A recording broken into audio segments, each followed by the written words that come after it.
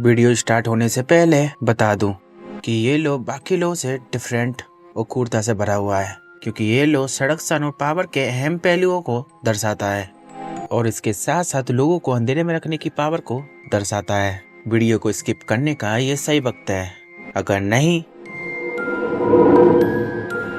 तो पावर के इस खेल में आप सबका स्वागत है। 48 लॉस ऑफ पावर, लो 3।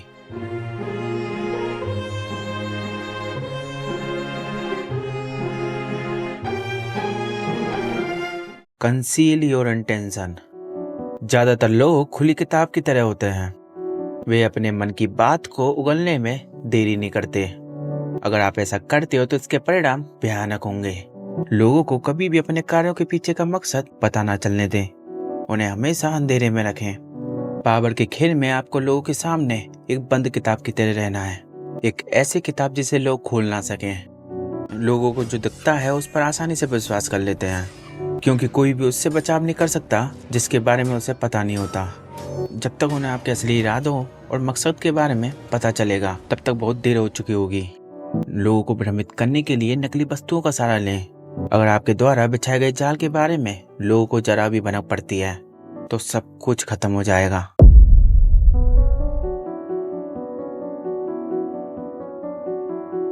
बाईस साल का मार्किस एक सुंदर लड़का था, लेकिन वो प्यार के मामले में एक अनुभवी था और वो एक लड़की को पाना चाहता था।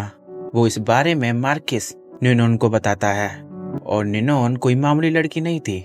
निनोन दिलेन क्लोज उस समय की फेमस किडोस थी, जो कि प्यार के हर पहलुओं को बखूबी जानती थी।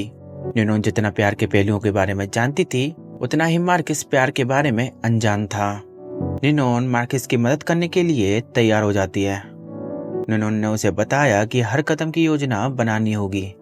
निनोन ने मार्किस को बताया, जब तुम उस लड़की से मिलो तो थोड़ी दूरी बनाकर रखना, उसे बताना कि तुम दोनों सिर्फ एक दोस्त हो। निनोन को पता था इससे वो लड़की, जिसका नाम काउंटेस था, पूरी तरीके से कंफ्यूज हो जाएगी। इसके बाद बारी थी उस लड़की के मन में जेलेसी पैदा करने की, और यही सेडक्शन का अहम पहलू है। निनोन ने मार्किस को बताया, अगली बार जब तुम किसी पार्टी में जाओ तो अपने साथ खूबसूरत लड़कियां लेकर जाना।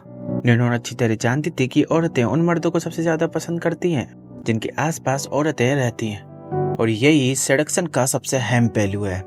काउंटेस मार्किस को लड़कियों के साथ देखकर उसके मन में जेलेसी पैदा होने लगी। काउंटेस को महसूस होने लगा कि अगर मुझे मार्किस चाहिए तो उसे छीनना पड़ेगा। निनोन जानती थी कि अब बारी है मार्किस की पर्सनैलिटी में थोड़ा चार्म डालने की। निनोन ने मार्किस को बोला, अब तुम किसी पार्टी या फंक्शन को अवॉइड करना स्टार्ट कर दो। तुम्हें ऐसी जगह पर जाना है जहाँ काउंटेस सोच भी ना सके, जैसे कोई लाइब्रेरी, म्यूजियम या फिर कुछ और। इन सब चीजों की वजह से काउंटेस बहुत ही कंफ्यूज होने लगी। निनोन को ये सब योजना बनाने में हफ्ते लग गए, लेकिन निनोन जानती थी कि उसकी योजना काउंटेस पर असर डाल रही है, क्योंकि उसे ये लोगों से पता चल रहा था किस तरह काउंटेस मार्किस की बातों पर पहले से ज्यादा हंस रही थी, और काउंटेस मार्किस के बारे में जानने के लिए पहले से ज्यादा इच्छुक थी। निनोन को पता था कि अब जंग खत्म होने वाली है। कुछ ही समय में काउंटेस अपने प्यार को जाहिर कर देगी, लेकिन कुछ समय बाद मार्किस और काउंटेस दोनों घर में अकेले होते हैं, और ये सब निनोन की बनाई गई योजना में से नहीं था। काउंटेस मार्किस को अकेला देखकर अपना प्यार जाहिर करने वाली थी, लेकिन ऐसा नहीं हुआ। मार्किस को अपनी फीलिंग पर कंट्रोल नहीं हुआ और उसने अपनी दिल की बात काउंटेस को बता दी। उसने बोला, मैं तुमसे प्यार करता हूँ और ये सब मैंने तुम्हारे प्यार को पाने के लिए किया है। काउंटेस मार्किस की बात को सुनकर हैरान हो गई।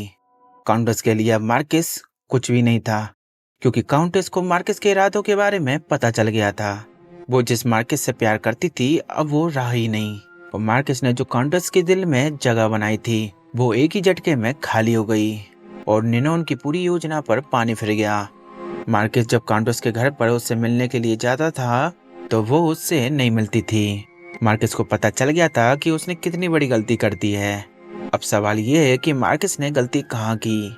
मार्किस प्यार के पहलुओं के बारे में अनजान था, और ये बात निनोन बखूबी जानती थी। निनोन जानती थी कि मर्द हो चाहे औरत, कोई भी सेडक्शन के बाहर से नहीं बच सकता। सेडक्शन का अहम पहलू होता है कि अपने विक्टिम के अंदर मिस्ट्री बनाए रखना, मार्किस ने उसी पहलू को तोड़ दिया था।